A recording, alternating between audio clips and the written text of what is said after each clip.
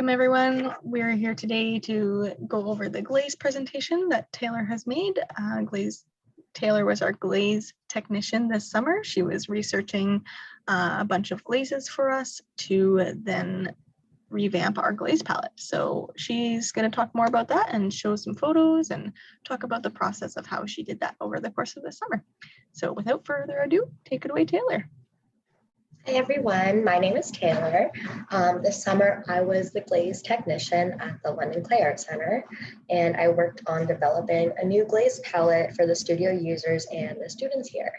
I am a Beal Art alumna, and I am currently going into my 4th year at Sheridan. Last year I was Jenny's assistant technician, also here at the London Clay Art Center. But this year I dove into the huge project of glaze testing, and it helped me broaden my understanding of glaze chemistry. So without further ado, I'm gonna share my screen and we're gonna get started.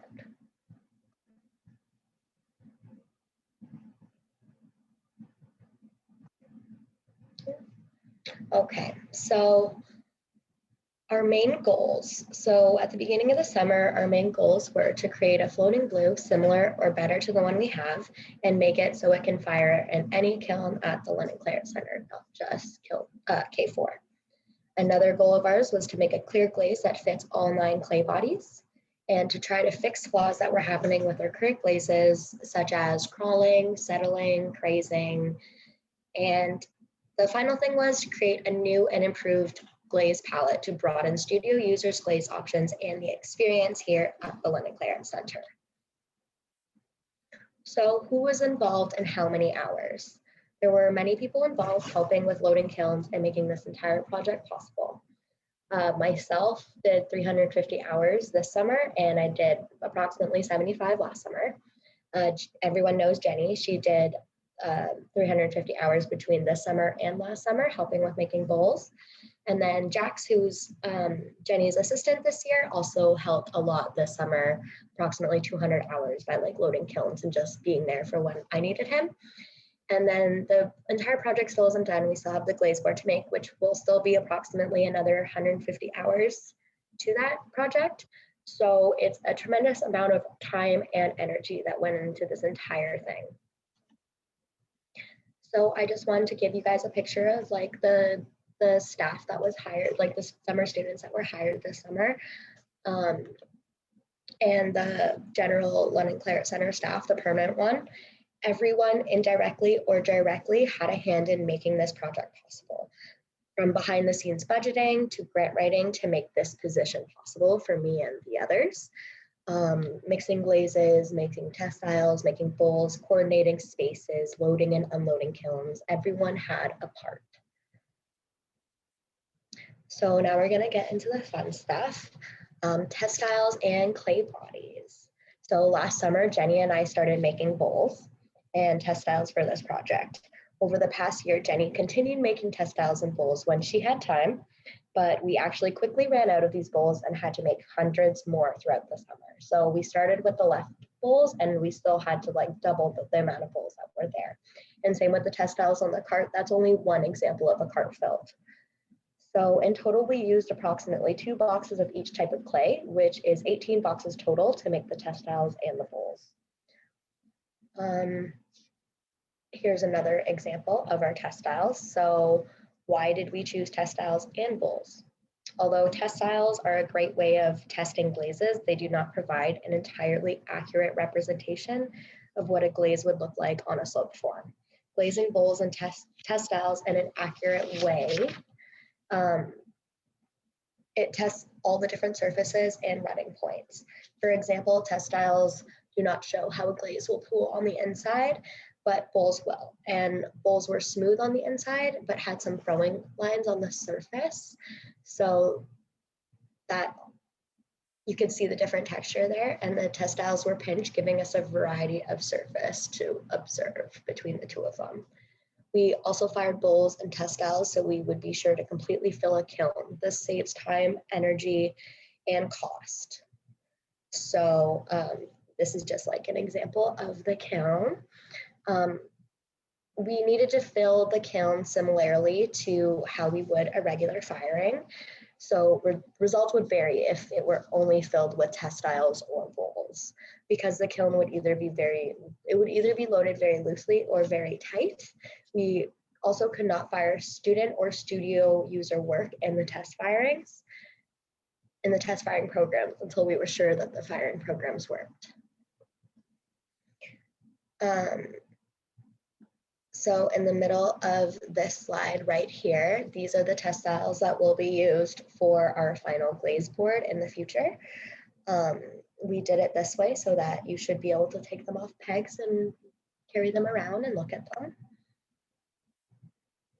So more about the process. How did we decide which glazes and recipes? Beginning in January 2020, Jenny and the Glaze team started compiling a list of glazes to test. At the beginning of the summer, we started with 30 glaze recipes, plus the 20 existing ones that can be found in the Glaze kitchen. Based off the results from the beginning test firings, many alterations were made to adjust the recipes. Then those adjusted recipes were tested. This follows scientific method, which is here on the right. We made observations based on the test results, asked what we could do to improve the glaze, hypothesized some ideas of what could help, make Testiles, batches of a couple of alterations, fire them, and then analyze results. We would come to a conclusion of whether or not that glaze provided the end result we were searching for, and then we would repeat it if necessary. So here's just an example of some of my notes and process. Each glaze had its own notes, observation of how it mixed, the application, the consistency, how it fired, any flaws or notations on the surface quality / appearance, as well as the alterations. We then noted our comparisons between alterations and different recipes for similar glazes we were trying to achieve. So every single glaze had a note that looked somewhat on this page. So we created a code system and we decided on a way to label the Testiles and bowls so we would be able to identify which tile related to each glaze. First, we gave a letter to each firing program, then each glaze was assigned a number, and then letters on the end of the code signify alterations of the recipes. For layered Testiles, the top / left code is the glaze that is applied on the top, and the bottom / right code is the glaze that is applied first as the base layer. So different firing programs. So first we need to decide on a firing program that would work well in all of our kilns and would be close to the current 5.5 firing that we do in K4. We also tested all the glazes and the regular cone 6 firing that we currently use. That cone 6 firing is not changing. We tested out 5 different firing programs, then narrowed it down to 2 of them, did another test in each, then decided on the best one from there.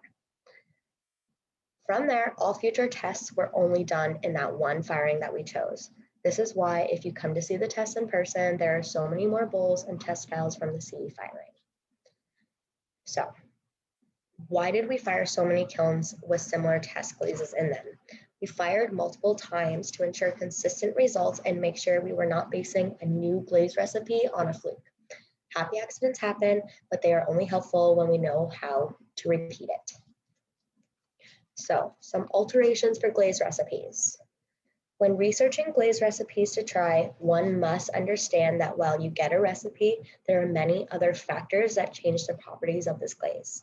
For example, the kiln itself, how well insulated it is, the way the kiln is loaded, the firing program, and where the dry minerals are mined from, and sometimes even the mineral content of the water used to hydrate the glaze.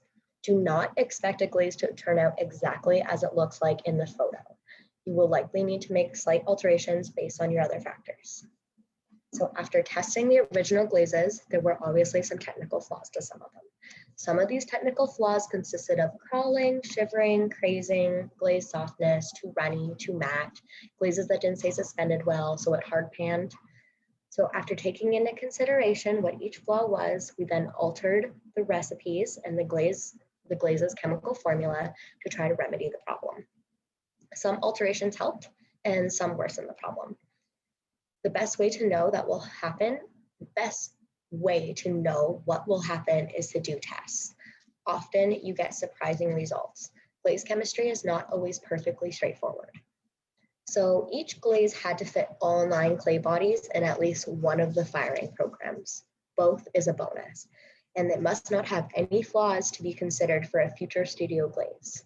Some glazes would fit on certain clays, but not others. Some glazes like certain firings more than others, and some just didn't work at all. Glaze chemistry requires testing, testing, testing. So this is just an example of an alteration.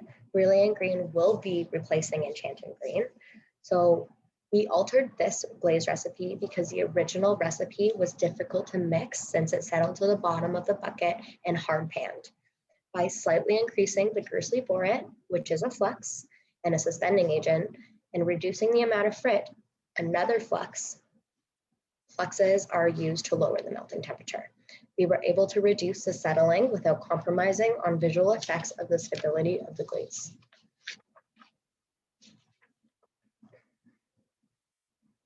So that's just an example there. So after all of that happened, I then started doing the food safety testing. First, I put the bowls and the Testiles in the freezer overnight, and the next morning I would pour boiling hot water into them. This was done to test their ability to withstand thermal shock. We were observing if any of them broke or crazed at this point, and that would be a sign that the glaze and the clay not fitting well, which is called coefficient of expansion. I then would dry them off. I drew on them with a permanent marker, and then I would remove the marker from the surface with hand sanitizer. Doing this would reveal crazing that otherwise would not be visible in the glaze. After all that was done, I would pour vinegar in the bowls about a quarter way full, and I would place the Testiles in the bowl half submerged. I left these for 24 hours. The next day, I examined the bowls and the Testiles to see if there were any discoloration of the texture or the color, and if so, this would be a sign of leaching or the glaze not being safe for functional use. After all that, I also scratched all the surfaces of each type of glaze with a separate Testile to see if it left any visible scratch marks. This is to test the hardness of the glaze. If the glaze scratches easily, it will eventually start to leach, and it could create scratch marks from your food, drinks, or from your cutlery. So here is just an example of some of the glaze flaws that we saw happening. So on the left here, this is an example of our original soft satin glaze. And with the marker test, we discovered that this glaze actually crazes. Crazing happens because the glaze shrinks more at a different rate than the clay body. Just like you made a pot on a hump mold and left it to dry, it doesn't stretch over the base, so it cracks trying to fit around it. The second one in the middle is an example of blistering. Blistering happens when there are materials in the clay body that are not burned off during the bisque, and then they eventually try to burn off in the glaze firing. So in this exact example, the manganese in the black clay body didn't burn off, and the oxygen in manganese dioxide separates into oxygen and manganese oxide above 1976 Fahrenheit, but we actually only bisque to 1930, so it's unable to break free. So the glaze doesn't off-gas until the glaze firing, so it gets trapped under the glaze, creating small little bubbles. Our next example on the right is an example of crawling. Crawling happens if a pot is dirty. Debris prevents the glaze from adhering to the bisque properly.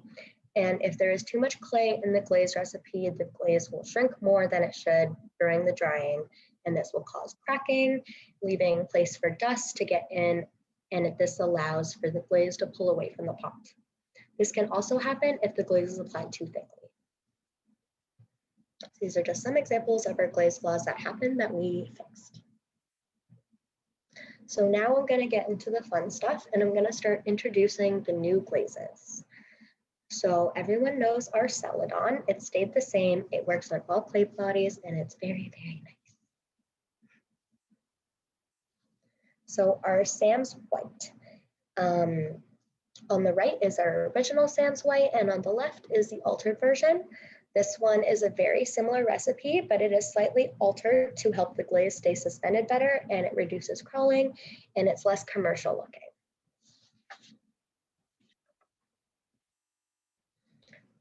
Our second one that we're introducing is a new floating blue. So on the left, this is our original floating blue, and on the right side is our new one.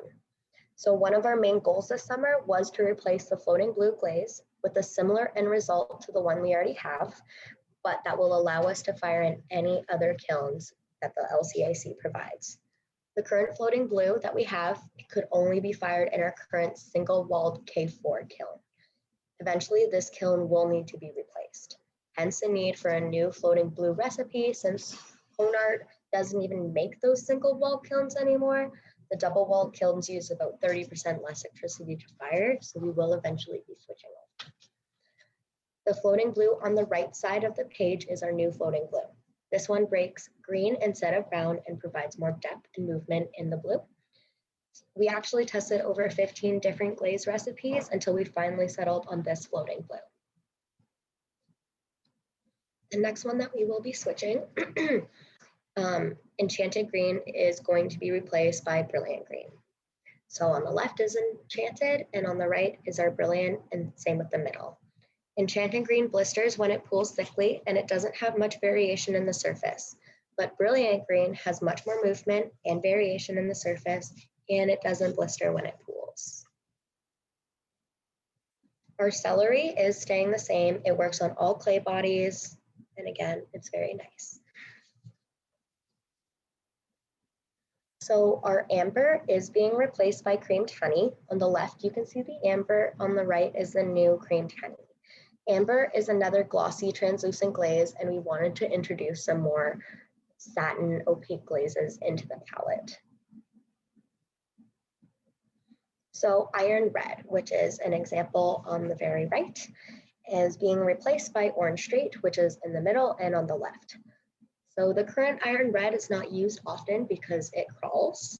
It's not very red, it's more brown, and it doesn't work well on all the clay bodies. But orange straight, the one we are switching to, has very beautiful crystal growth, more variation in the surface. It doesn't tend to crawl, and it works on all clay bodies. And it layers very nicely with other glazes. The next one we will be switching is Rutile Blue, which is on the left, and we will be replacing it with Maggie's Blue on the right. So Rutile Blue is being replaced by Maggie's Blue. The current Rutile Blue acts similarly to floating blue, but the application is very difficult because if it is applied too thick, it will crack while drying, and it will create inconsistent results in firing and inconsistency. Sometimes it's more yellow, more blue, or more purple. Again, this relates to the thickness of the glaze application. Maggie's Blue is an altered version of this recipe. It is very similar to Peggy's Blue, but it doesn't crawl, flake, and the application is easier and the results are more consistent. It also layers very nicely with other glazes. Another one we are switching is Heather's Purple, which is on the left, and Lavender is on the right. Again, we are trying to introduce more satin finish glazes. Heather's Purple is also colored with stain, which is very expensive. Heather's Purple is our most expensive glaze here. Lavender is about a quarter of the price and is colored with a tiny amount of cobalt, which when mixed with a glaze that is high in talc like this, it produces a nice light purple. It does not work well over top of glazes that are high in iron. So the black. The black has been slightly altered to add more iron, which helps make it look more black and have less flecks of blue and yellow. The original black recipe often crawled, and it didn't provide a true black. It took many different alterations to find an alteration of this glaze that worked well to give a true black and didn't crawl at the same time. Our soft satin, original is on the left and our altered one is on the right. It is being replaced. This has the same base as the lavender. Instead of adding cobalt as a colorant, zirconium dioxide is added to opacify it. Soft satin crazes and is too matte. It stains with food use because the glaze is quite soft. But our new one, it doesn't stain or craze, and it does work well over top of glazes. And it also looks really nice over slips. The only thing is it doesn't look too good over clays that are high in iron. That was also the same as our previous white. So clear glazes. Yoko clear is being replaced by an alteration of Halliburton clear. We tested about 20 different clear recipes, including alterations. It was very difficult to find a clear glaze recipe that fit and looked good on all the different clay bodies. Clears that worked well on the stonewares, including those high in iron, such as the red or black, would often craze on porcelain. Clears that did not craze on porcelain were often very bubbly on a darker, rich, iron-rich clay body. Some clears would also have quite a bit of visible fuming, and a lot of them also crazed on porcelains. We wanted to make sure that the clear did not interfere with underglazes or slips, because that's what people use them for. So we had to make sure that we had Testiles and bowls that had underglazes and slips on them. But we found one. We now have a good clear. So next, we're going to be talking about some seasonal glazes. To provide some variety throughout the year to our new glaze palette, we have decided to introduce seasonal glazes. Each season, spring, summer, fall, and winter, a single batch of a full square Tim Hortons bucket will be made. And when it runs out, no more will be made. These will cycle through a few different options and may not be the same for every season each year. For example, one year we may have Hutton House Blue for summer, and the next summer we may have turquoise. Many of these are more expensive glazes, which is why they're not always going to be available. So the first season we have is winter, and it will be raspberry. The glaze is a chrome plus tin red, and it will be made for winter. It is quite expensive, and when it is too thin, it can go white/pink. Please only use this as an accent glaze. Do not dump the whole pot in it. It is very expensive. So next is summer, and we have turquoise and Hutton House Blue that we'll be cycling through. Turquoise is a lovely glaze, but it is quite expensive. It is fairly opaque and has nice movement, and it layers very nicely with other glazes. And then the next one is our Hutton House. It's a nice teal. It can be opaque if it is thick or semi-translucent if thin. Over top of speckled clay on the left, on the very left of the page, you can see the speckles sparkling through the glaze. It's really pretty. So for spring, we do have a picture to come, but it will be a nice translucent soft pink. For fall, we have a translucent orange that is made by adding 8% tangerine stain to our Yoko clear base. It is more saturated and opaque in a hotter cone 6 firing, and in the 5.5 firing, it is less saturated and more translucent. So there's an example of the 6 firing, which is on the left, and a lighter 5.5 firing on the right. So here is just an example of some of the layers I wanted to show. After deciding on which glazes will be a part of the glaze palette, we had to test how it would show how the different glazes would interact with each other. So here are some examples, really nice, but also you will have to test layers on your own time. So there is some glazes that we are not keeping because we don't have enough space and we cannot store dozens of buckets of glaze, but they are tested and they are available for you guys if you would like to buy the recipe, like buy the materials and then mix them up yourself.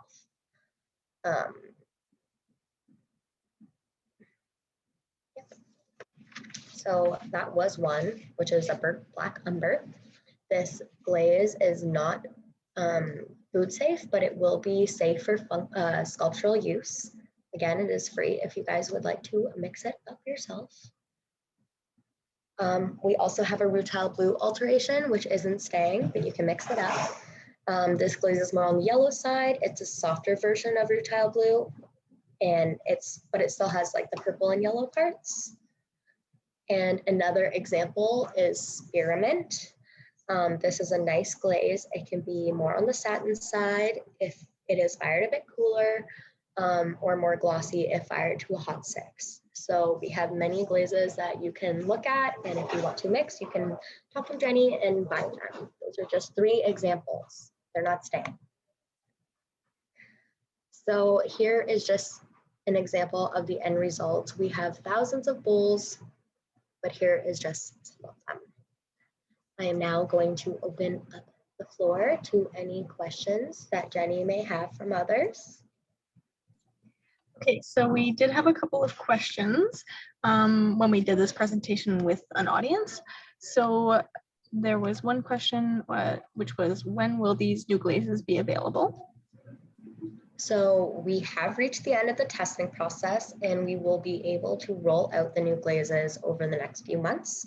Glazes will be replaced with new recipes once the bucket of the old glaze is empty and finished. Awesome. So yeah, it won't be all immediate. It'll be kind of a couple months rolling out.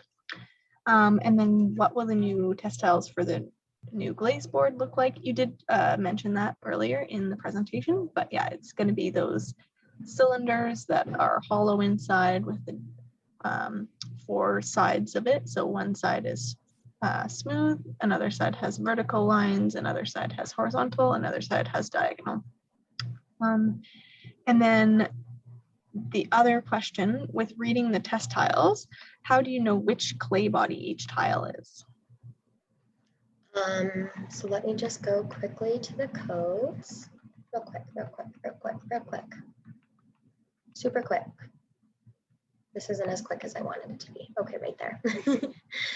So we already talked about that, but underneath, you really can't really see them in the pictures, but if you did see them in person, there is a scratched line that says the clay body that it's under. So the underglaze pencil is black, and that will be the glaze, but the sgraffito line on the actual bottom of the testile is the clay body. Awesome. Well, thank you very much, Taylor. That was an excellent presentation.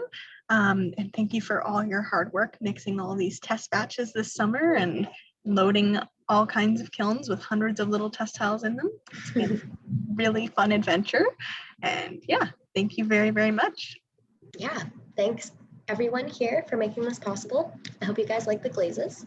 Yeah, awesome. All right. Bye, everyone.